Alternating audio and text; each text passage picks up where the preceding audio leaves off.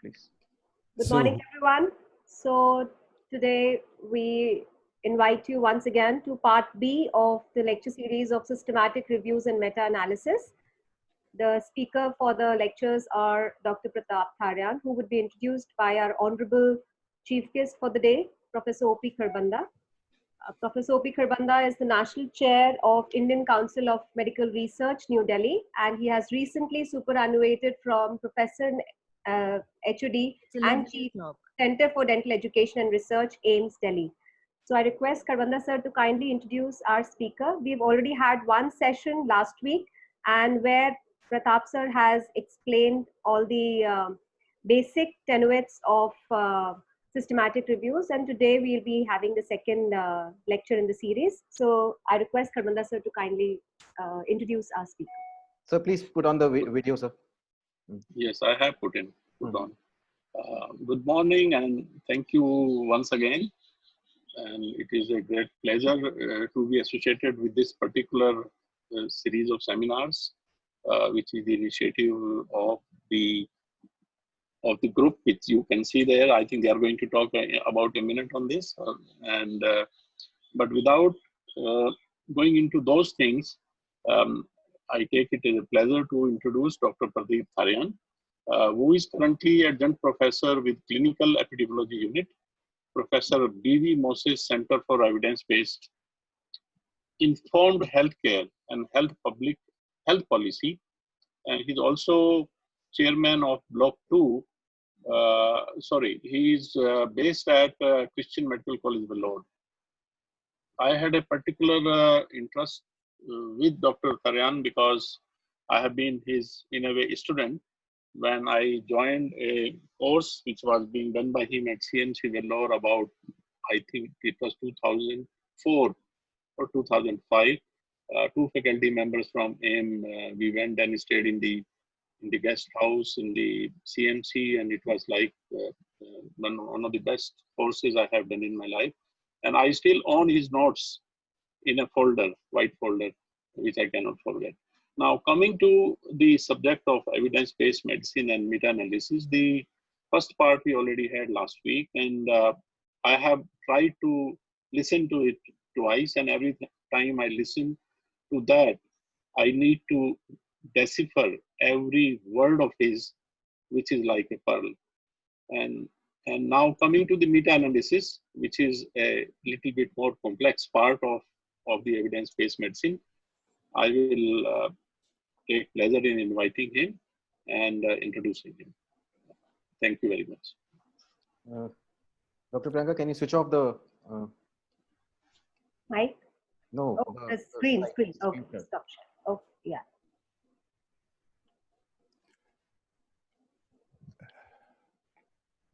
Should I start? Sir, I have to put you on, sir. Just a moment. Ask to.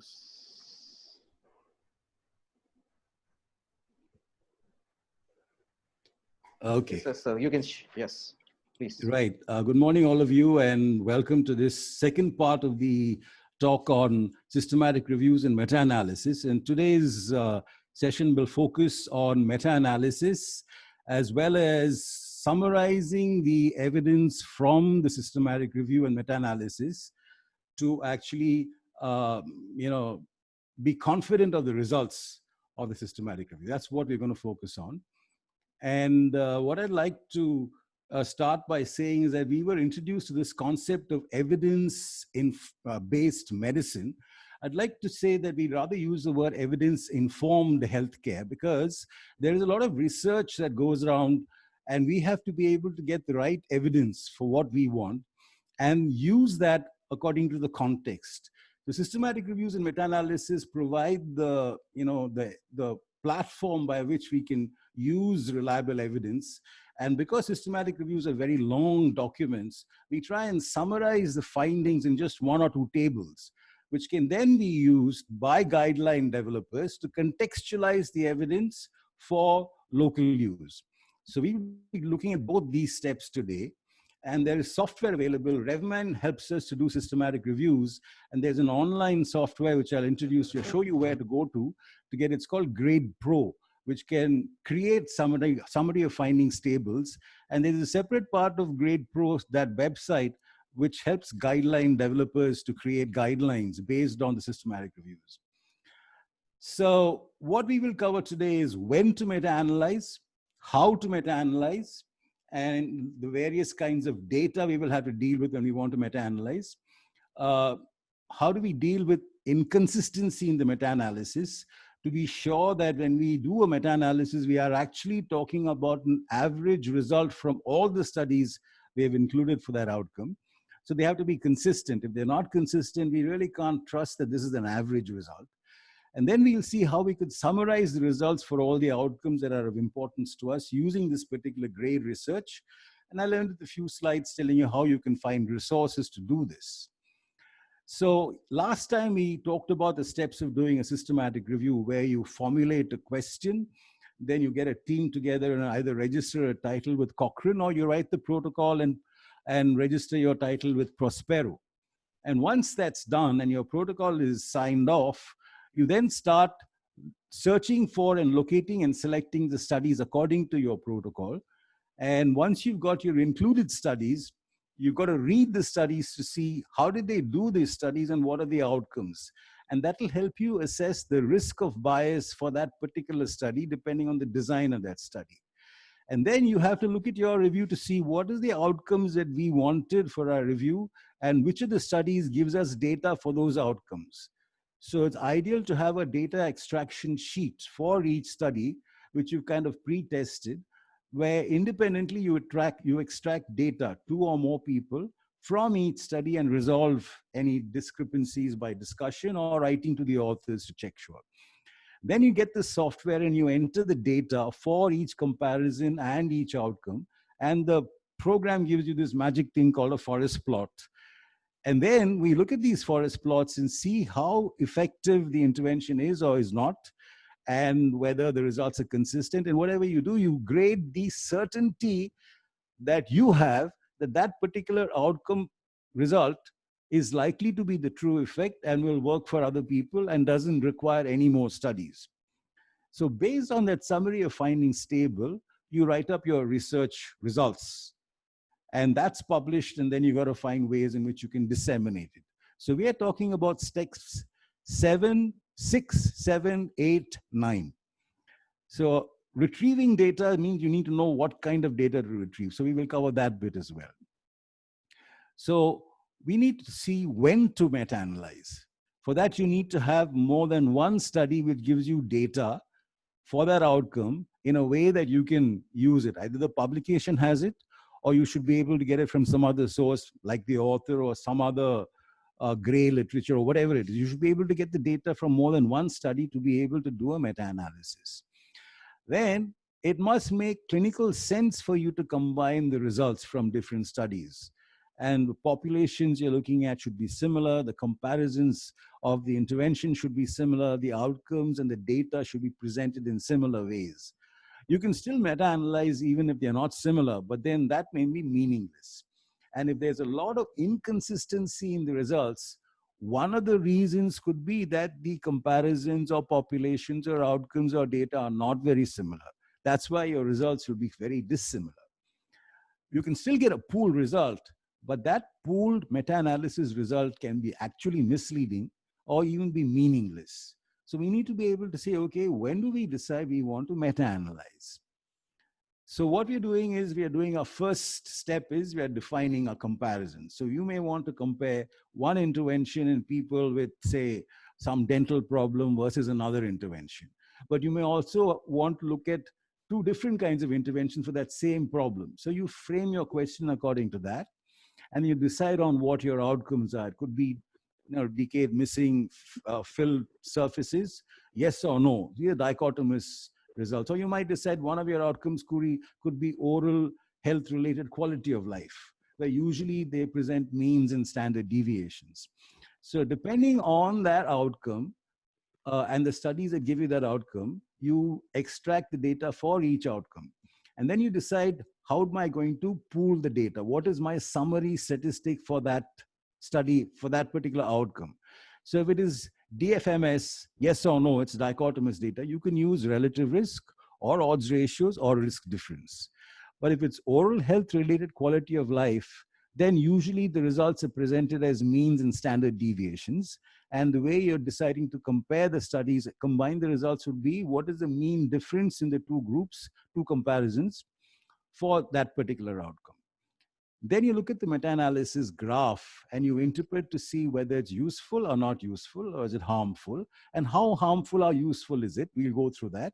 And then you decide to see, are there all the studies showing the same results as the overall effect, or some studies showing different results?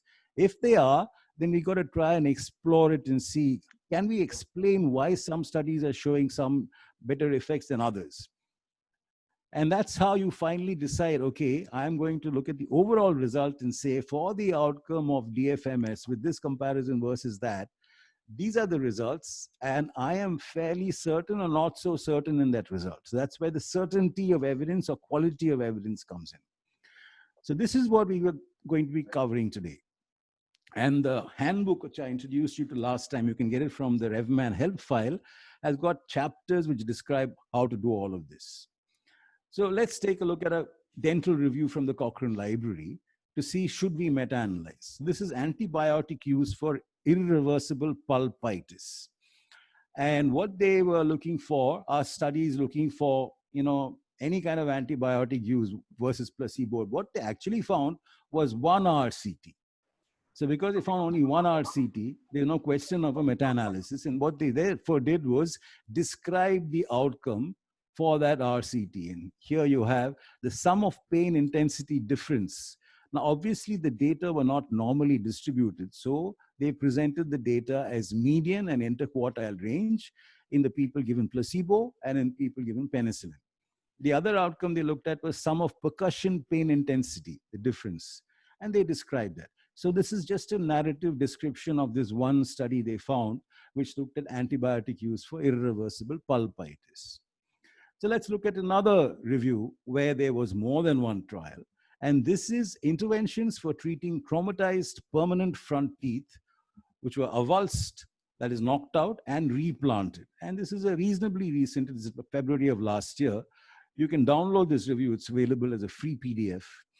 And what they were looking at were multiple interventions. So they were looking at interventions, treatment with antibiotics, with other antibiotics, or placebo, looking at timing of pulp extirpation, or type of root canal medications used, replantation procedures, the storage of the tooth. All of these were various kinds of interventions they were interested in. So what you very obviously can expect is they would find trials, but they would all not be answering the same question. They'll be answering one of these questions, the different interventions.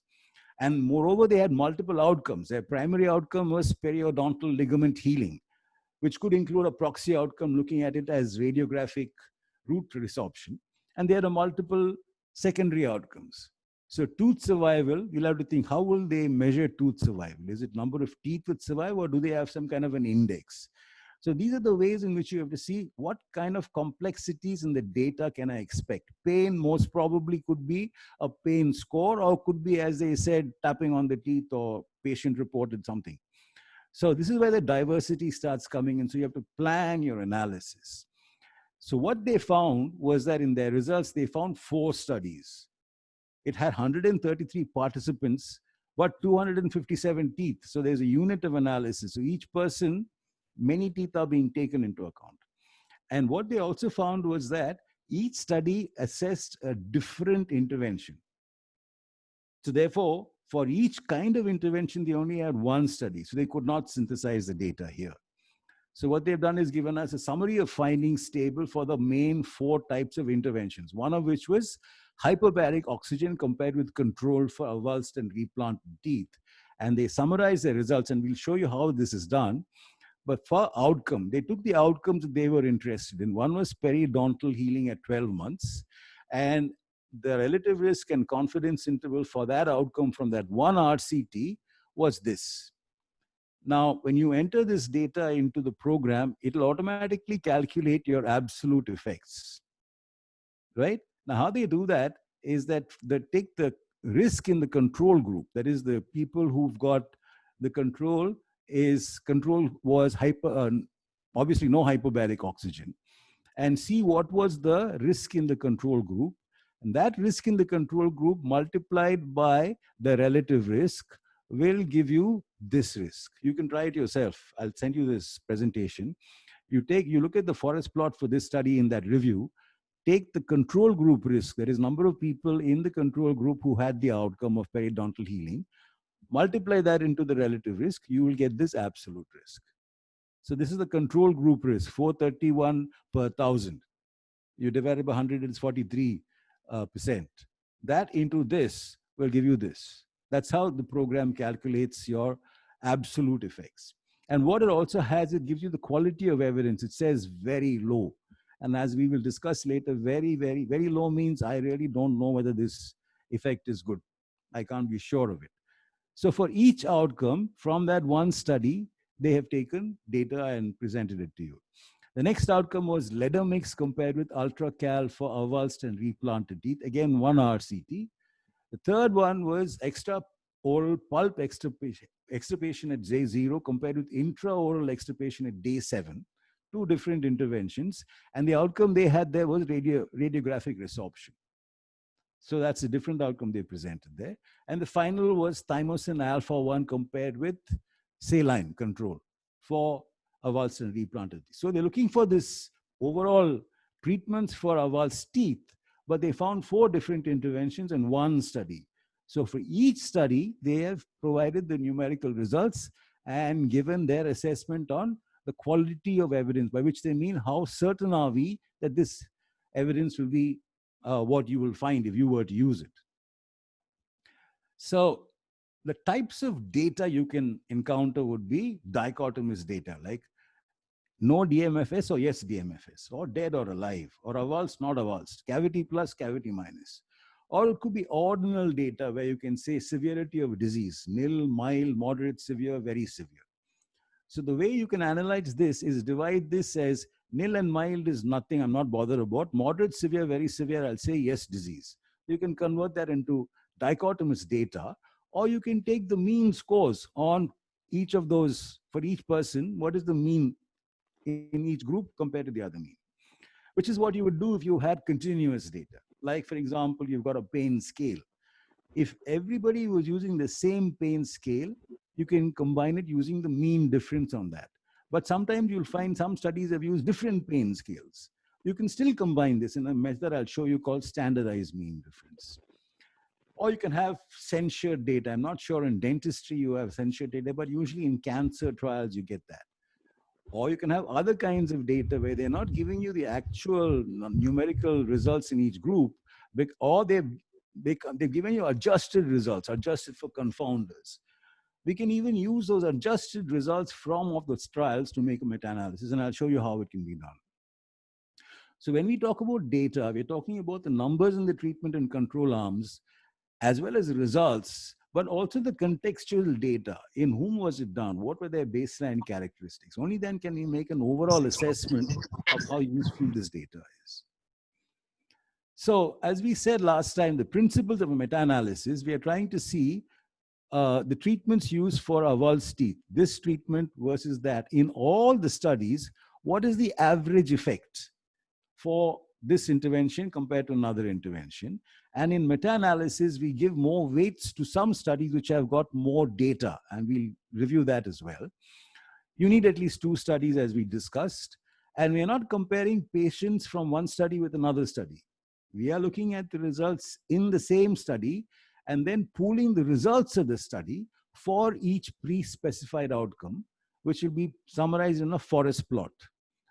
And you may have many forest plots in a systematic review. Each forest plot will talk about a particular outcome of your interest. And you may find many studies, but not all studies will contribute to all the forest plots. Some studies will contribute to some, others may only contribute to one outcome or one forest plot. Now, as we discussed last time, we are going to be looking at the dispersion of the data, which is a measure of how many participants there are in the study and how many events there were in both arms, particularly in the control group, to see whether that particular group is actually at high risk of having that outcome even without the treatment. So when you have large numbers and you have a lot of events, particularly in the control group, your relative risk confidence interval tend to be narrow. And if you have a narrow confidence interval, it means you're more confident of that result because it's got more data and events. Therefore, those studies get more weight. The inverse of your variance or your confidence interval is the weight given to that study. And then when you pool it, the studies which have got more data tend to swing the pool result towards their results because they are giving you more data. So the results are influenced by the large studies with many events. So when you go to RevMan, the RevMan is a word processing package where you can write your systematic review as well as a statistical software. The statistical data that it can give you, you can calculate odds ratios, risk ratios, or risk difference. Or if you've got continuous data, you can calculate mean difference or standardized mean difference. These are the common methods of meta-analysis. But it's also got another software, another statistical algorithm, which helps you to calculate generic inverse variance, which you may find quite useful. So if you open up the review and look at analysis, there's an outcome analysis wizard. And if you want dichotomous data, it says you'll have to enter from each study the number of participants with the events, that is dead, alive, whatever, and the total number of participants in the experimental and control group.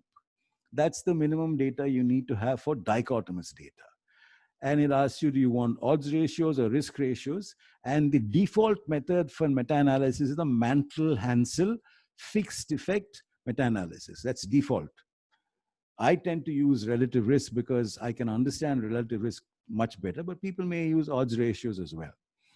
So last time we looked at this forest plot as an example of a dichotomous data meta-analysis where we're comparing two anti-obesity drugs. It could be two drugs used for pulpitis, whatever. It could be the same principles will apply. So you've got 5 studies, all of which give you data for the people who died with drug A compared to drug B. So what you've extracted from the papers is 25 drug A and 2 people who died, 23 in drug B and 6 people who died. That's what you enter into the program. And you do this for all the studies. And then when you click the analysis, it will give you this graph. So what it's done is it's calculated the relative risk and confidence intervals.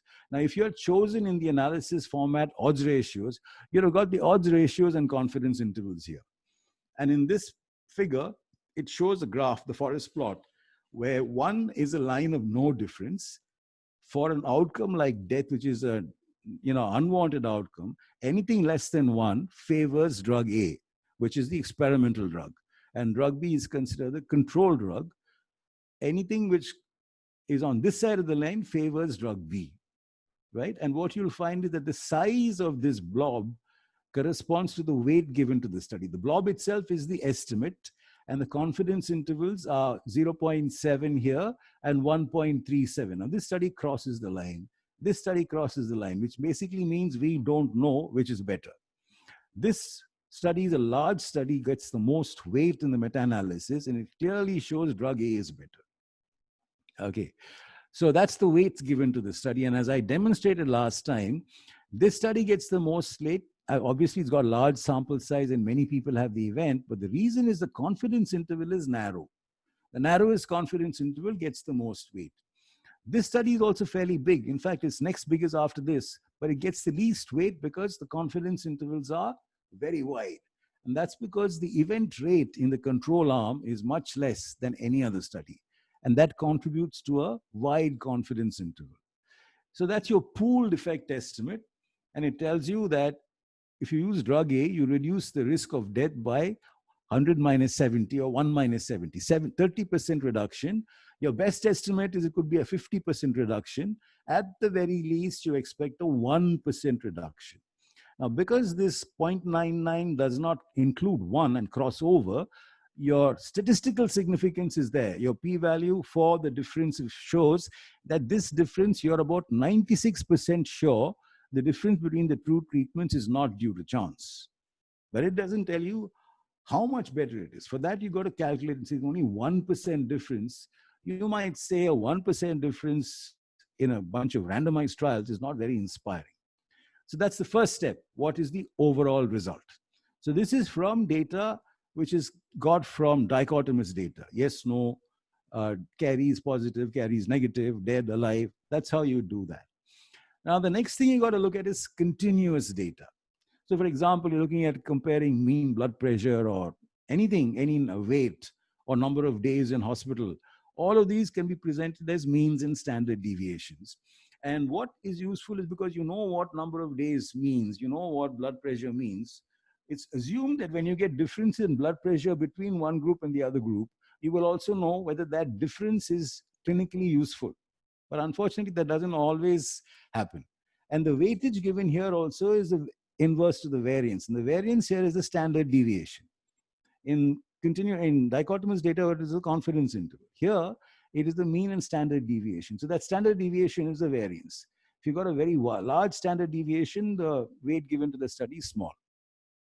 Here, you choose continuous outcomes. It asks you, you have to enter the mean from each study, the standard deviation from each study, and the number of people at the time when the mean and standard deviation were calculated for both the groups. And you click next. And it'll ask you what is this. These are all the difference. You're asking for mean difference, inverse variance, fixed effects, meta-analysis. So this is again from a dental review. If you read it, it says comparison of chlorhexidine versus placebo or a control mouth rinse or no mouth rinse. And the outcome to the comparison is chlorhexidine versus placebo or a control mouth rinse or no mouth rinse at all. And the outcome is gingival index, which is from 0 to 3 at 4 to 6 weeks. So maybe you found some studies which had given you the gingival index score at 8 to 12 weeks or 1 month, or no, maybe 3 months later. You will say, I don't want to combine the 4 to 6 week scores with the 3 month scores because 3 months later, it may not have the same effect as this. So clinically, you make the decision, I want to compare all studies which give me the outcomes between 4 and 6 weeks because clinically that makes sense. And here what they've done is they've subgroup just for the purpose for you to understand that these two studies did not have a comparator group. They just had nothing, no rinse.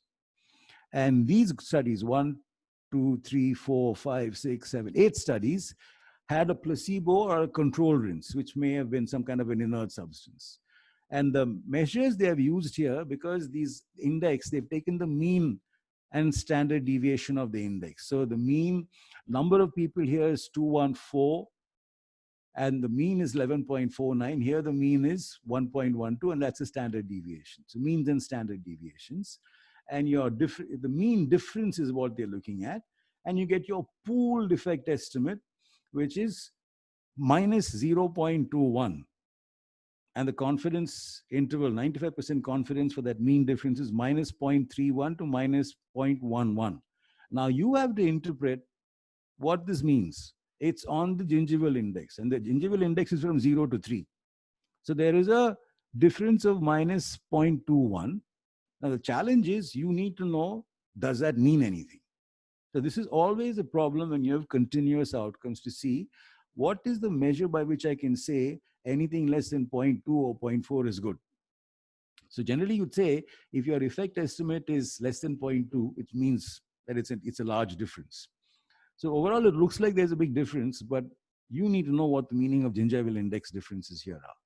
This is from another study which is looking at mean number of days of cough comparing two antibiotics. Here you've got treatment arm and the control arm and give you the pooled effect estimate of minus 0.58. Now here it is mean number of days. So minus 0.58 means half a day. So you have to ask yourself, is half a day difference between the two treatments of any use? If you think it is good, you accept that. So that's how you make a decision for continuous data. How useful is it?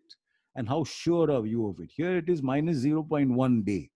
So it doesn't look like it's a very dramatic difference, although it is a statistically significant difference as looked at by this 0.25. Then you have another problem where you may find that they are measuring the same outcome. This is a mental health comparison, but you can compare it, say you are using different pain scales. So what happens is that if you look at the mean on this scale and the mean on this scale, it's quite different. And you can't compare them because each scale has got different number of units. So some scales will have 45 items, some scales will have 8 items. So if you just compare the means, they're not measuring the same thing. So this is the problem when you are looking at different pain scales assessing the same conceptual outcome. The other problem here is that this particular scale is reverse scored. On this Colorado Symptom Index, if you got a high score, it means it's a good outcome. Whereas in the brief symptom inventory and brief psychiatric rating scale, a high score is a bad outcome. So then how are you going to compare all of this? Well, you can do it using what is called standardized mean difference. So what you're trying to do is to convert all these 3 studies results into a common scale. So here, the difference in the means between the 2 groups, you take the difference in means and then you divide it by the average standard deviation of the 2 groups. So you're converting your results into units of standard deviation, right? And then we can figure out how to convert it back into some meaningful method we can interpret. So if you look at that and look for continuous outcomes, inverse variance, you can choose standardized mean difference because you know that the scales are different in this, right? And it tells you for this scale, for this scale, for this scale, what was the mean and standard deviation. And the output is a standardized mean difference. But what it did was to make sure they're all comparable is for the score which was going the opposite way. They're saying this high score is poor, high score is poor, low score is poor. So they put a minus before that to make it go in the same direction as the other scales. Okay, so that's your standardized units of difference. Now, how do you convert this back into something you can understand? There are 3 ways you can do that. One is if you say, if your overall effect is 0.2, then this is minus 0.162, right? And the confidence intervals don't include anything like that. So you can use this as an estimate to see whether it's a small effect, a moderate effect, or a large effect. And there are some variations to that. So one of the ways to look and interpret SMD is the number of standard unit deviations difference, 0.2, 0.5, 0.8, or less than 0.4, 0.4 to 0.7, or more than 0.7. Or there is a way in which the handbook tells you how you can transform this overall effect estimate back to one of the original scales. There's a formula for that. Or you can convert it to odds ratios or a number needed to treat. So if you look at chapter 12 in the handbook, it tells you what formula to use to convert SMD to odds ratio or to use an NNT. So these are advanced statistics, but you can read it up in the handbook. And this is what they call effect size in any study. That when they pool a lot of samples together, they'll say Glass or Hedges G. What they mean is a standardized difference with a slightly different formula than what is used here. So to summarize, should you combine your data? If you find that you've only got one study, no, I won't.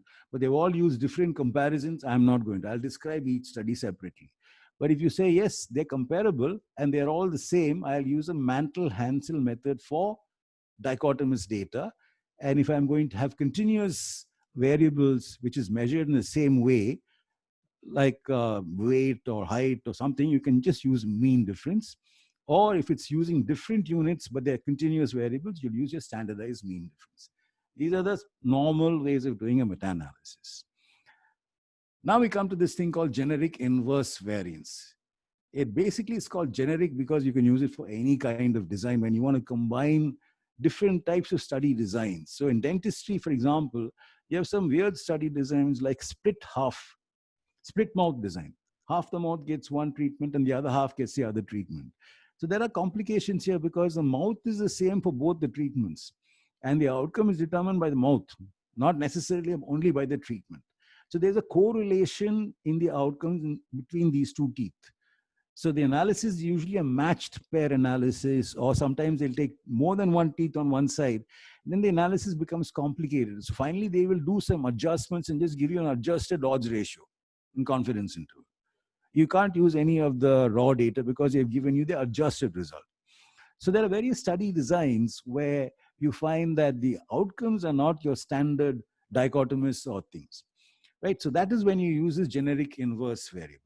So if you're using any observational studies where you got 2 groups, because there are a lot of confounders, normally the study will adjust and give you for the confounders and give you an adjusted result. That result we can use in a meta-analysis. So suppose a group gives you only the relative risk or the odds ratio or the mean difference. They don't give you the raw data. or they give you all these adjusted ratios. We can combine results. So you look at this. This is a comparison from a dental review looking at resin-based sealants versus no sealant. And the outcome is caries, yes or no. So it's a dichotomous outcome at 12 months. So what they've got here is split mouth studies with paired data, 3 of them, 4 of them. Then they got split mouth studies with data stated as marginal. It's a different way of presenting the data. And each of those studies had presented the adjusted results, right? So you can use those adjusted results to create log odds ratios and standard errors, which the program combines in a meta-analysis and gives you it transforms it back into odds ratios and confidence intervals. Now it looks very complicated, but it's not so complicated because the program, look at this. This is the RevMan file for this review. Resin-based sealant versus no sealant. It's got this particular, I can use generic inverse variance. I'm choosing. And if I say, okay, I can open the if you look at the top here, there's a calculator function, right? You click on that, it'll open up this. Then for this study, Bojnani, I can highlight that study and I can enter the odds ratio and the confidence interval from the paper. They've given me the adjusted odds ratio. I enter that. It will calculate the log odds ratio and the standard error and insert it into the graph. That's Bojnani's log odds ratio and cell. All I did was take the adjusted odds ratio from that study and enter it here. If they presented it as risk ratios, I'll enter the risk ratio. But then all the studies should be shown as risk ratios. So that's how you can do generic inverse variance, which tells you overall it favors resin sealment. This is the odds ratio of 0.17. That is the estimate. That's about 1/5 better in terms of this particular outcome, which was, I think, caries, yes or no. Okay, so if you have questions on this, you can ask me later in question time. So this is how you can use the the generic inverse variance. Now we found ways of pooling the results. Now we want to see, are all the studies showing similar results to the pooled estimate? That's called heterogeneity or inconsistency. Because there's a lot of inconsistency in the results. Some say treatment works, some say it doesn't work. Then it's difficult to say that the pooled effect estimate is the average effect. It may tell you that in some treatments, some trials the treatment works, in some it's not working. We need to know why are they working differently. So we need to understand that you can get inconsistency or heterogeneity in a meta-analysis when you're using different kinds of populations, older people, younger people pooled together. It's better to analyze them separately. Then you will find similar results. When the interventions and comparisons are not really comparable, when your outcomes are measured in different ways or at different time points, then you can find the results are different. When you use slightly different trial methods, well randomized study, not so well randomized study, the results will be different. And sometimes it happens due to chance. Any difference in anything can be due to chance. So these are the reasons why you can get inconsistency. Now, what we got to be able to do is, we say, is there inconsistency? Can we quantify it? Can we see how much of it is due to chance and how much of it is not due to chance? If a lot of it is not a chance difference, can we understand why is it that some trials it works, some trials it doesn't work? And if we find we don't know why it's working differently, we have to say, do we want to pool the results? And if we're going to pool the results, how do we ensure people don't get misled by this? That's what we can do. And we look at that. So in general, if all the studies are showing the same results, you'll find the confidence intervals from each study will overlap. So what we're going to look at first is a visual inspection of the forest plot to see, are the confidence intervals overlapping? Now, what it means is, the first study, George, in 1919 said this will be your effect estimate from 0.07 to 1.37. The next study falls within that estimate, but it extends it now from 0.07 to 1.75. The other two studies fall within that prediction, but this third study, Jesani, doesn't come anywhere close. The lower limit is 2.27 and the upper limit there is 1.75. They're no close. So you know, this study is not overlapping with the other. Something is different about it. That's the first indicator for heterogeneity in a forest plot. The next thing you can look at is, look at this. This is the chi-square test. It's a statistical test to see whether the difference in the results is due to chance or is it due to some real differences in the studies. So one of the ways of looking, you can forget about this chi-square being greater than 1. That's one way you can find it. But what we are looking is for the p-value. And we know that in chi-square tests, if you've got very small sample size, your p-value is not very sensitive. So we are not even looking at a 95% chance of the difference being due to heterogeneity. We're saying even 90. Anything less than 0.1 in the chi-square test for heterogeneity seems that statistically it's significant. But what we also want to do is to say, the chi-square test gives you a p-value which tells you you're very sure this difference is not due to chance. But the I-square tells you how much of this difference exceeds chance. So that's got from the same chi-square value minus degree of freedom divided by the chi-square value into 100. It expressed as a percentage. So in general, you say, if your I-square is 25% or less, it's not very much. If it is 75% or high, it is very high. What your meaning is, I-square 25% means that 75% of the difference in the results in the studies are due to chance. Only 25% exceeds chance. If it is 75% I-square, it means 75% of the variation in the result exceeds chance. Only 25% is chance. So that means you can't ignore that. So there are variations of that. So what we are really looking at is basically, are the studies agreeing with each other that the treatment works, or are they disagreeing with each other? We're not too worried if all the studies show some degree of inconsistency, but they all say the drug works. Whereas, if they're saying some studies say it works and some it doesn't work, then we are worried. So you look at examples of it. So to summarize, looking at heterogeneity, the eyeball test, chi-square test for p-values, and the I-square. Now, if you look at here, your eyeball tells you this is an outlier, and your p-value for the chi-square tells you that you're more than 99.999999% sure that these difference in the results is not due to chance. And your I-square tells you 87% of the variation in the results exceeds chance. Only 13% is chance. So you got to be careful about assuming that this is the average effect of all these trials. That's what this tells you. Your I-square tells you 87% is nothing due to chance. Something is different in the studies. So when you have that, you've got many options. One is you can ignore it and say, if your I-square is less than, say the drug is working in the same way in all the studies, any variation in the results of the studies is just a chance difference, and your p-value will tell you that. So you can say, if you use I-square of 57, you're ignoring the fact that these studies say this works and these studies say these work. So this is not reflecting all the studies. So this is not a good idea to say, I'm presuming the studies all are working in the same way in a fixed effect. So you should not pool when there is heterogeneity.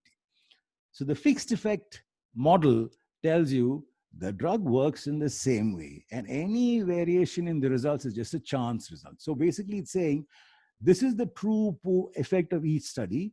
What you're seeing in each study, your effect estimate is here, here, here, but all of those are basically due to chance, variation, random error. You can ignore it. That's the fixed effects model. It says like it's the same population somewhere in between here and here, but we are all within the same confidence interval. It basically means it's the same effect. If you find that your confidence intervals don't overlap and it's very, very high and you can't explain it, you can decide not to pool, or you have to try and see, can I explain it? So if you find there's a lot of heterogeneity, you won't pool the result. You'll say there's a lot of variation. I can't give you a pooled result. That's another way of doing it. The third way is try and see, can I explain it? And in RevMan, what we can do is a subgroup analysis. If you want to do more complicated statistics, you can go and do meta-regression, but you can't do that in RevMan. You've got to use other software like Stata or R. So what we're doing in a subgroup analysis is to see, why is it that the drug is working better in one trial and not in the other trial? What are the reasons? So in the review itself, we will kind of speculate. Maybe it's because they used a higher dose in some studies or a lower dose. So we will divide the groups of studies into high dose versus low dose, some other reason. So what we'll be looking at is the kind of studies, what are the potential reasons why we think the results are different. So here if I were to look at this, I can say I look at the studies very carefully, and now I've subgrouped them because I find that in the inclusion criteria, these studies excluded anybody who had any cardiac risk factors. Whereas this particular study did not exclude people who had cardiac risk factors. Now I'm looking to see within the subgroup of people where there was no cardiac risk factors, what is the result? No inconsistency, and it says drug A is definitely better than drug B in preventing death in people who don't have any cardiac problems. If you have a cardiac problem, I can't be sure because I only got one study, right? So therefore, I'm not giving you a pooled result for both because it'll be meaningless. I can just tell you, if you have no cardiac risk factors, please use drug B because death will be lower. So this is a way in which you can try and explain in a subgroup difference why there is heterogeneity. Okay, so this goes the opposite direction. So if you pool the result, you will get the same as this. So I'm not pooling it, I'm presenting it as subgroups, and I'm only reporting on this, saying I can be sure of this, I can't be sure of this. Okay, if I can't explain it, unexplained heterogeneity, I'll have to say, okay, there is no fixed effect of the drugs as far as I can make out, because the effect estimates I'm seeing, some of it is random error and some of it is some true difference in the studies, which is therefore giving it a different effect. So when I pool, I'm not giving you a precise estimate of how the drug works. I'm giving you a mean of the range of effects from a random distribution of the effects. So what you're saying is I'm accounting for two sources of variability. Variability because of the chance, and variability because the studies themselves are giving you different. So the weights are adjusted more equally. More weight is given to smaller studies in a random effects meta-analysis, unlike in a fixed effects meta-analysis, where the larger studies with low variance, they get more weight. So what you then therefore get in a random effects meta-analysis is wider confidence intervals, which gives you a very conservative, uncertain estimate of your treatment because the studies are so different. So this is what I mean by saying fixed effect. One by variance. This is a within study variance. And this within study variance is largely due to chance. Inverse of that is your weight. Here, it is within study variance plus interstudy, between study variance. Right? So there are two sources of variance in a random effects meta-analysis. So inverse of that, the weight given to the study is less. So what happens is that in a random effects meta-analysis, because you're accounting for two sources of variation in the studies, the weight given to the study is much less. And I'll give you an example of what I mean. So this is in a random effects meta-analysis, you're just describing this distribution, right? And you're acknowledging that there is random error and there's a true difference, which is why the estimates from the studies are going all over the place. So the example I find very useful to share is comparing two antibiotics, azithromycin versus amoxicillin. You can see they have used generic inverse variance, but they're giving you the result in terms of odds ratios fixed, and it tells you this is your result. But if you look at your meta-analysis, your heterogeneity, 82% of this variation in the results is not your chance. And you're very, very sure this is not just a chance difference. So if you can't find ways to explain why these studies are different, you can choose to use a random effects meta-analysis. That will not change your heterogeneity, but it gives less weight, more even weights to the studies, and therefore you find the confidence intervals tend to be wider. Okay, look at the weight given to this study, 68 here, and look at the weight given to this study, 24. They're more or less equal. So this study got a lot of the weight. This study got only 5.89. Now it's getting 17.9. So it's getting more included in the result. So you get a wide confidence interval, which is what you're presenting as an uncertain, imprecise estimate of effects. So difference between fixed and random effects. So random effects, you're saying, I'm not very sure I can combine everything and say the drug works or intervention works the same across the trials. Each trial seems to be having some effect on the overall estimate. So it distributes weight more recently. If there is no heterogeneity, they're identical. But if you have a lot of heterogeneity, you will find that the random effects meta-analysis gives you more conservative, wider confidence intervals. So normally what happens, you say, is if I don't expect much heterogeneity, I will use a fixed effects model. But my comparisons, if I think they're going to be quite different, I will use a random effects model. Or you can, if you start with a fixed effects model and you find your I square is more than 60, 70% and you can't explain it, you can use a random effects model. So that's the decision to choose. Now we come to the last bit. I've done my meta-analysis for all my outcomes. I know what the effects are. I've looked to see whether the results are consistent. And I now have to write up my results and summarize it. So this is where I'm going to start using the grade approach. So I need to know, for all the important outcomes that I've selected, are they clinically useful, not just statistically significant? For example, efficacy, safety, whatever I've chosen are important for my clinical decision. Then I need to know, how likely are we to see this in clinical practice in our part of the world? And how do we know if you do more research, the results won't change? So that's the other question we want to know. So what we have to do is prepare a summary of findings table for every comparison, if you've got more than one comparison in your review. And you choose about 7 clinically important outcomes that is going to make a difference to your clinical practice. For that, you present the numerical results as well as your confidence in that result. So what we have to do is say, I've got a forest plot for an outcome of death, and there are 5 studies. Are all the studies in that outcome, in that meta-analysis, free of the risk of bias? If there is a bias in some studies, how much weight is that study contributing to the meta-analysis? Is it likely to be shifting the result? So I can then remove that study and see, do the results change? So I'm looking to see what is the effect of bias in a particular study on the overall result. If there is no influence of bias at all, I am confident in the result. If I think the results may be biased by 1 or 2 studies, my confidence comes down. I downgrade my confidence in the result. The same thing with does it apply to my setting?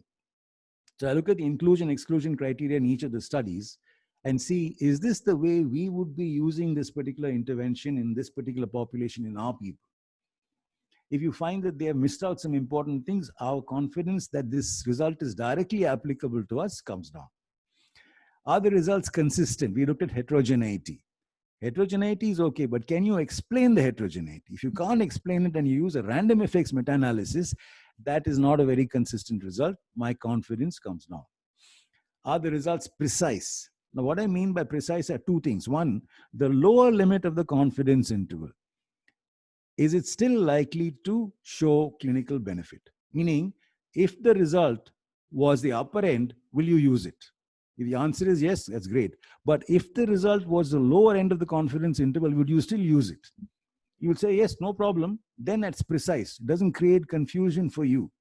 But you say the lower limit is not very useful, it's 0.99, then it's creating uncertainty and confusion. It's not a precise result from a clinical perspective. You will downgrade for imprecision because one lower estimate is not giving you clinically useful benefits. Right. The other thing you want to know is, do you have enough numbers to say you don't need to do any more studies? So a rule of thumb, general rule of thumb, you take all the events in the control group and the treatment group and add them up. If there are 400 or more, then you have 300 or more, then you can say, I have enough events. I don't need any more studies to tell me that. So you're looking at the total number as well as the thing. And then you finally want to know, am I sure that I found all the evidence? So we are looking at these 5 characteristics when we're grading the evidence. We take all our important outcomes and we do our risk of bias assessments in the first step. Then we get our results, and then we're looking at the outcomes. And for randomized controlled trials, we assume they are high quality, and we can start grading down. Our confidence is graded down for any of these 5 factors. We can grade by 1 or 2 levels. Observational studies, we are expected to have a lot of bias. So they start as low quality, and if they're done badly, you can even grade them down further. Once you downgraded an observational study, you cannot grade it up. But if you have well done observational studies, your confidence in the results can go up for these 3 factors. So these are the summary of the factors that we use to downgrade evidence from randomized trials or to upgrade evidence from well done observational studies which have no problems.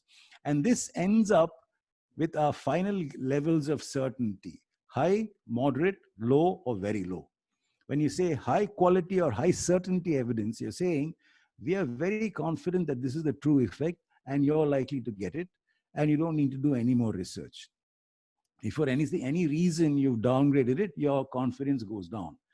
And the way you will explain this is to say high quality evidence means this happens, you're sure of it. Moderate quality evidence, it probably is. There's a little bit of doubt. Low quality, you're saying, I'm not very sure at all. And very low quality saying, I don't know. Absolutely no idea what this result means. You need more evidence, right? So let's take a look at this. Resin-based sealants versus no sealant outcome 1.2 carries yes or no at 24 months. This is the outcome at 24 months. They've got studies, and this is the pooled effect estimate, 0.12, 0.8, 0.19. If you look at this, this is a good effect. It's quite different from no sealant. If you can understand whether carries yes or no, it basically means there's a reduction of 88% in the odds, not 8%, that's an odds ratio. So it's about quite a big difference in the reduction in the odds of having carious teeth at 24 months if you use resins. Overall effect estimate is significant, but there is high heterogeneity. I-square is 73.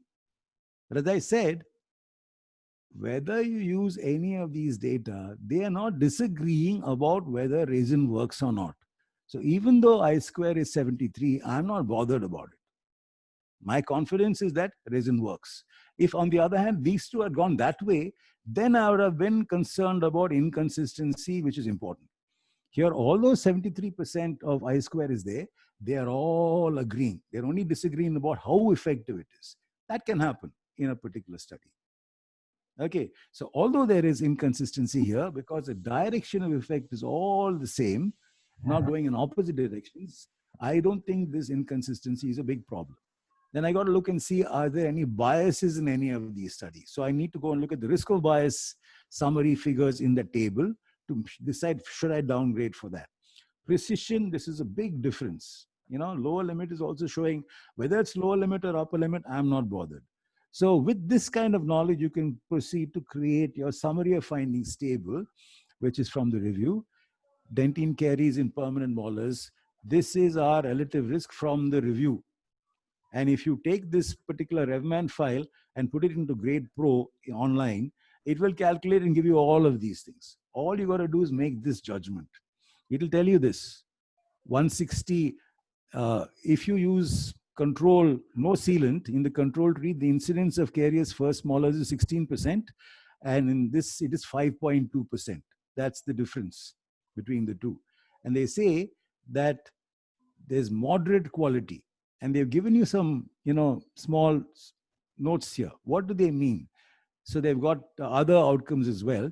So what they're saying, F is the reason why they downgraded. They said downgraded by one level due to indirectness of evidence, because these trials were published between 76 and 79. So they think that that doesn't necessarily mean the sealants of today are going to be the same. So heterogeneity, they did not downgrade because they did not downgrade for overall risk of bias, because all the studies, although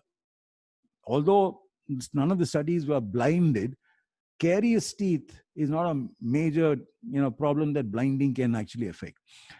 Also, looking at heterogeneity, there was considerable heterogeneity in the estimate, 73%, but all trials showed a highly significant effect favoring sealants. So there was no disagreement about that. So that's how they created this summary of findings table. Now, if you people in dentistry want to create guidelines on the use of resins, of this kind of resin, for each of the resins they've compared there, you all will form a group of people who will look at overall evidence, not only from this, but also harms, whether it stains teeth or whatever else you may want to look at. And you will assess the balance of benefits, harms, costs, burdens, and preferences, and make your recommendation. You can say we recommend using, or we suggest using, or recommend against using, or suggest using.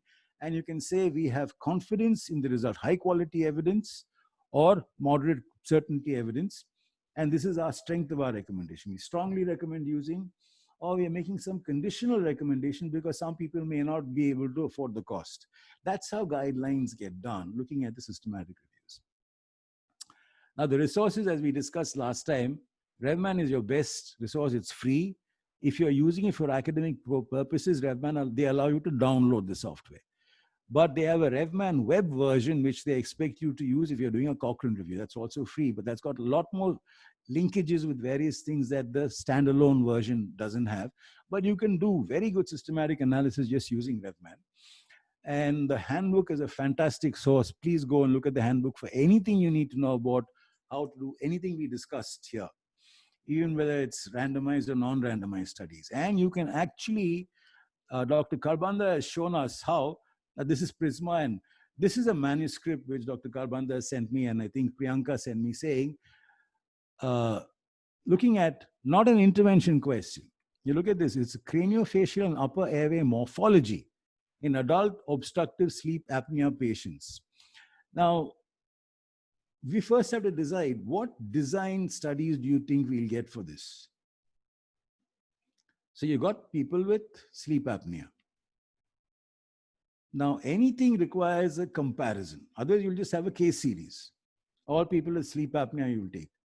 Now, the problem is that one of my professors taught me the importance of having a comparison. Dr. Jayaprakash Molil, I may have told you the story before. He said, somebody asked him, JP, how is your wife Lata? To which he replied, compared to what? So basically means, if you just take sleep apnea patients and describe something, unless you can compare with normal people, you cannot interpret your results very well. So in this particular aspect, what they did was they looked to see altered craniofacial anatomy or lateral cephalograms in adult subjects with established OV. So obviously they have to compare with something. So the kind of studies they were looking at were RCTs, cohort studies, and case control studies. And you won't be surprised that they did not find any RCT, because nobody can randomize people to have sleep apnea or no sleep apnea.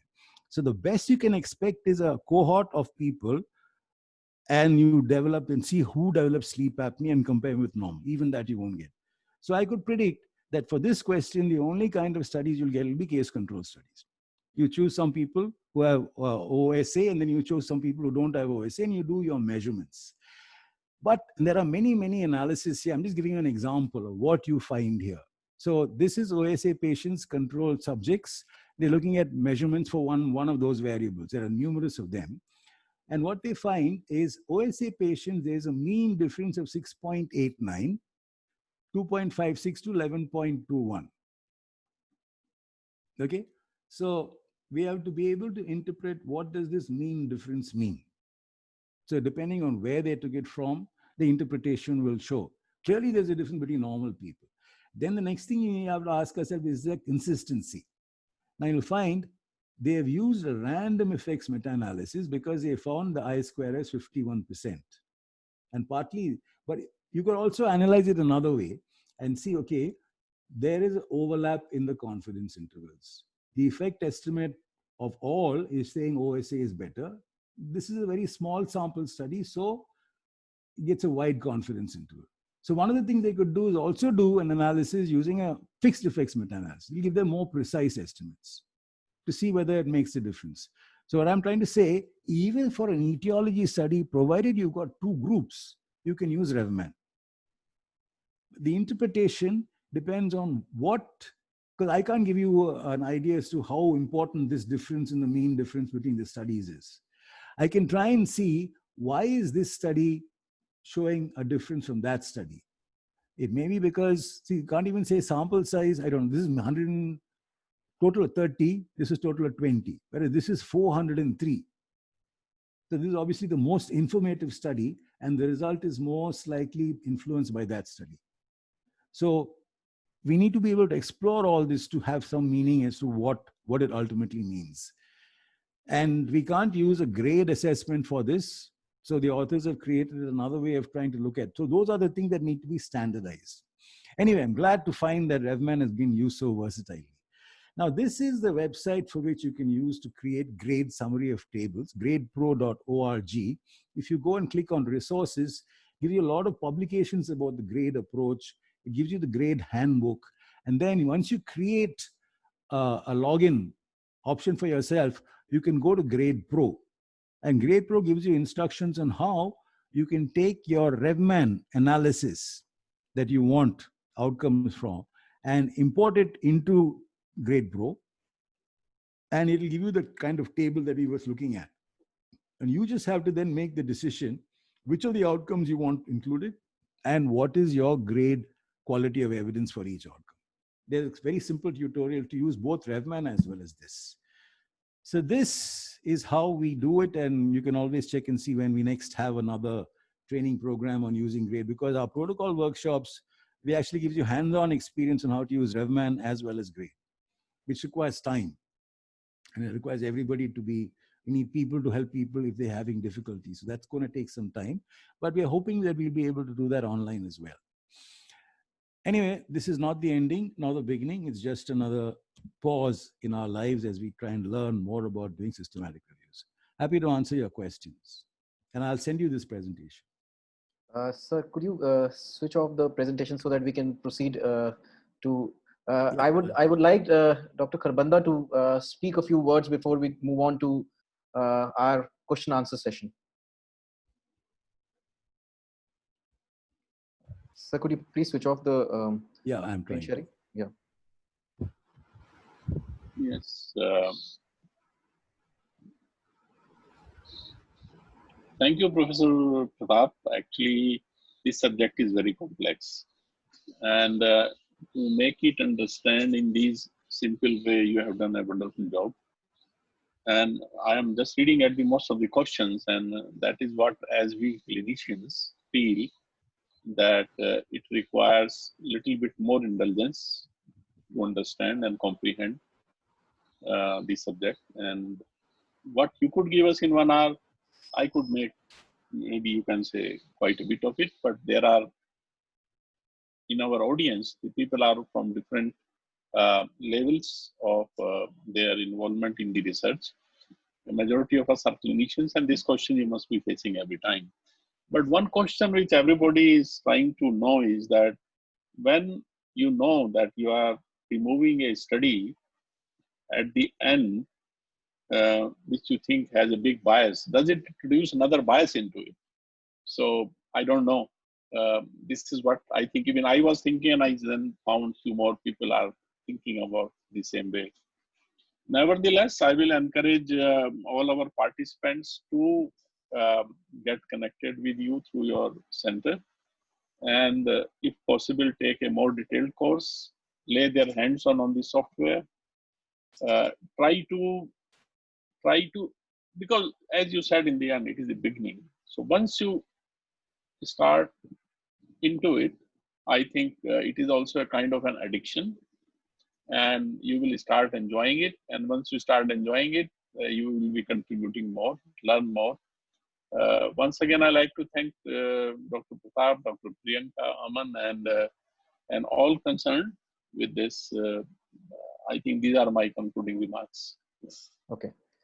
Sir, before I start with the question, the first question which is asked is on Facebook, actually, is that any training for separately for scoping, systematic reviews and meta-analysis in India, which you are providing or you suggest is being provided, which is standard and will help me? So you are mute, sir. I don't know of any regular course looking at scoping reviews. I do know that George Institute of Global Health does scoping reviews. So maybe you should talk to them. Soumyadeep may help you with that.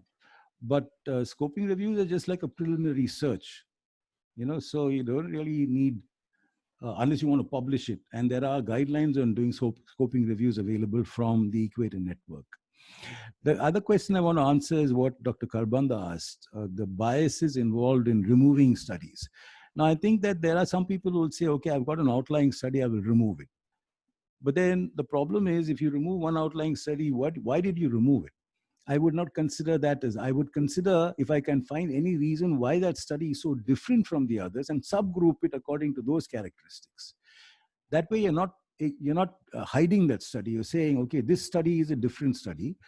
And I don't know why this study is so different, or I know why that study is so different. So try and explain it rather than hiding studies which are not convenient to you. Some people will say, if you take off one study, which is an outlying study here, you're going to take off one study, which is an outlying study there. Doesn't make much sense to me. If you cannot find a reason why one study is an outlier, use a random effects meta-analysis, incorporate that results finding and say it's an uncertain result.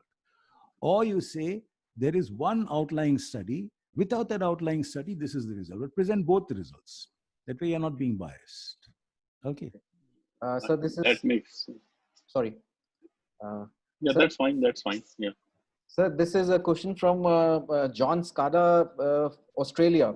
He's a personal message in Facebook. Again, garbage in, garbage out. Are there strict criteria for quality of studies assessment in your experience? Because half of the time I am trying to really take care of the data which I put. So you are mute, sir. Sir, you are mute. Sorry. I agree with you. I think that's the reason why I stressed in the beginning, you start your meta-analysis in the context of a systematic review. And in your systematic review, you visualize where are the problems going to be in terms of trusting the quality of the data. So in your risk of bias assessment, you need to be very clear. This is what you mean by risk of bias for this particular study design. So the more you think about how clear you can be about risk of bias, the greater you know what aspect of bias is being affected. Is it affecting internal validity or external validity? So I think good quality systematic reviews will give you some idea as to how to trust the results of meta-analysis. So just related to this, do you think how important is a statistician to validate each study that we are including in the meta-analysis? I've seen some statisticians who have no clue what they're talking about. And I've seen some clinicians who have a very good clue about what you're talking about. Okay. So basically, you need to have methodologists who understand the methods. Whether you're a statistician or not, the more you do, the more you read, the easier it is to understand where you're going wrong, right? So my advice to anybody who wants to learn how to do systematic reviews is read systematic reviews, read Cochrane reviews, look at the handbook, try and critically appraise a Cochrane review, because not all of them are done as well as they should be. So the only way to get familiar is to start reading more and discuss it. Take systematic reviews as journal clubs in your postgraduate teaching. Dissect it out, yeah. So not having a statistician on the meta-analysis review team would not be a disqualification. Cochrane requires you to have somebody with methodological experience, right? Not necessarily a statistician, which means that that person should have been part of a meta-analysis or published something, so they know what that this person seems to understand what it's about. But if, so the question is again from the same person from Australia. He's like, publication bias is like, non-significant results are not published and they're being ignored heavily by most of us. Like in COVID situation, I see so much of data pooling in, which is talking only about significant results, and insignificant results are ignored. That is very true. As I stressed in my first talk, if you pool the result of published studies, you must keep in mind that most studies get published because they're positive results. The negative results either don't get published or you don't even send it for publication. So we need to search for unpublished studies as well. In a COVID situation, it's very difficult to do.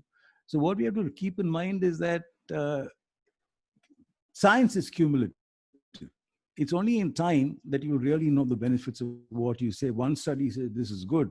Don't jump to conclusions there. Wait till you see other studies showing the same thing. Look to see what the margin of error is, especially if you find a published study where the benefits are so marginal. You just need one study which is showing neutral results and the whole result will change. So if you have studies showing very beneficial effects where the studies are done well, you may have a little bit more confidence in those results than, say, 2-day difference between one treatment and the other in terms of hospitalization. May not be very clinically important. Okay. Sir, this is Dr. Jamal Giri. He's asking, I think he's asking about the stepwise approach. can you go for a systematic review first? Is there a quality assessment done first and then go for a meta-analysis? Like, I'll read it out. Many systematic review conclude that there is not a high quality evidence to suggest that more randomized controlled trials are needed. So instead of conducting a systematic review, can authors first conduct a scoping review and first presume that some evidence will be generated based on the studies? Or is there a flow chart? Is there a flow chart being followed here? Workflow. As I said last time, and I discussed this time also, when you're doing your protocol, you first do a scoping review to see, are there any trials? If there are no trials, you may not find anything worth reporting. But if you find there are some studies, you got to make sure you get all the studies. Then you will never know what the overall quality of the evidence is until you do the systematic. At the end of the systematic review, having looked at risk of bias, looking at all the effect estimates and done a grade assessment, you will see what is my confidence in the overall evidence. There's no shortcut for that. Sir, Dr. Jayachandran is asking, sir, is meta-analysis qualitative or quantitative? What kind of a mindset you should have? Meta-analysis is quantitative. We give a number. Yeah, you use quantitative data. You can use, so the definition of meta-analysis is a statistical method using to combine the results. Provide one thing. Yeah, but you can do qualitative data synthesis.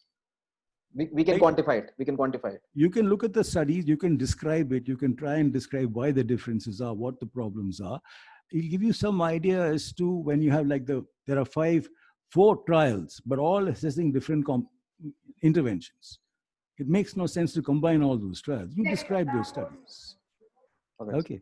Sir, and sorry, one more thing. There is also on the GRADE working group website, a GRADE quality of evidence, certainty of evidence for qualitative studies. You can look at that also. How do you look at the certainty of qualitative synthesis? Okay. Then that can be done for systematic reviews also, not necessarily meta-analysis. The quality evidence, if we have to grade. Do you have systematic reviews of qualitative studies as well? Yes. Yes. There are.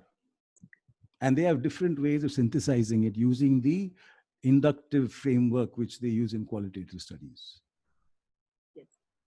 Sir, I think I will not be able to take many of the questions which are there. Most of them are repeats. Heterogeneity. If there is a considerable amount of heterogeneity, is it appropriate to pool the data? Because I am finding it totally irrelevant to pool such data which is totally irrelevant with each other. Right. So the first step we do when we're doing a meta-analysis, we look to see, is it clinically meaningful to combine the results of these studies? If they have addressed our PICO and they are similar in their populations, old person, young person, you can always subgroup and find out, are there differences? But if this person has got COVID and that person has got some other illness, then you're asking a very general question which may have no clinical relevance. Or if you're using, say, I want to look at all homeopathic treatments compared to placebo. You get an overall idea, but you will not know within the homeopathic treatments which treatments work because it will get obscured by the overall. So we have to ask sensible questions. Meta-analysis is only a way to help us understand the results. It's not magic. Right? The major part is framing your question, saying, this is what I want. There is one question regarding the unpublished studies. How do we find the unpublished studies? Can we also go to the clinicaltrials.gov clinical trial registry for the unpublished data? Since they have not published the results, can we include that also? If you look at the Cochrane handbook on the section on searching for studies, it tells you multiple sources that you can search to try and get unpublished studies, particularly in Europe, because there they have unpublished data published in many places. Okay, so that is one of the options you can use. All the trial registries we routinely look at. We routinely look at trial registries because we know this study may come out in the future and then we can use it for an update. Okay. Sir, before we move to the concluding thing, I would request Dr. Goria to speak something so that we can move to formal vote of thanks. Sir, you can unmute yourself, sir. Thank you, Dr. Aman.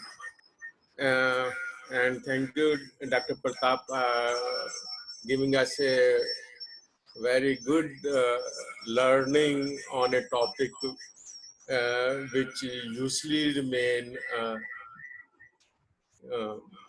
not known to the routinely persons are researching.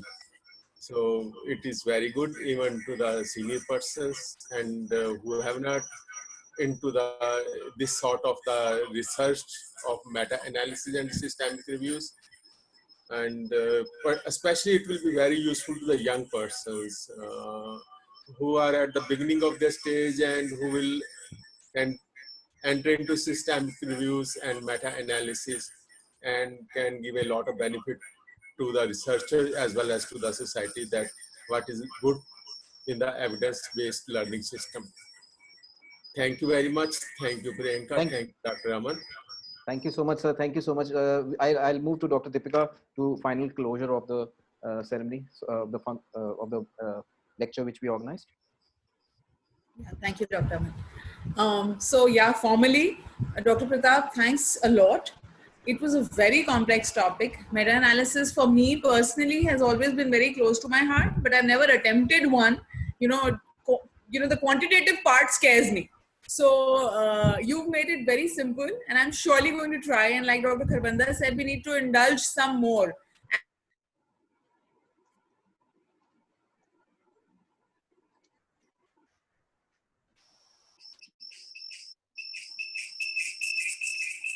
I think her internet is a little conked.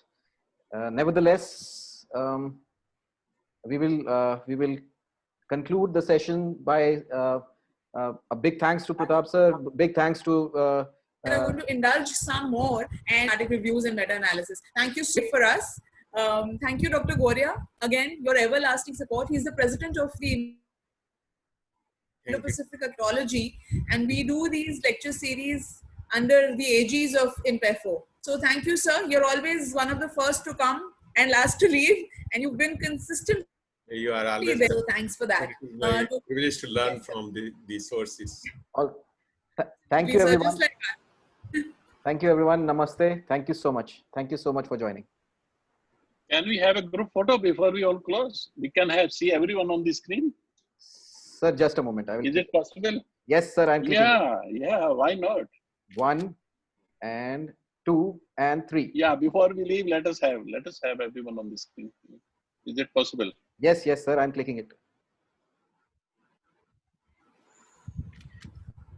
Done, sir. Done. Thank you. you. Can the participants? We can see the participants. Is it possible? Sir, if you put the speaker view, the grid view on, you can see around 15 people at a time. Okay, great. We are learning. We had a full house. That is what I wanted to say. Yeah. Thank you all the participants.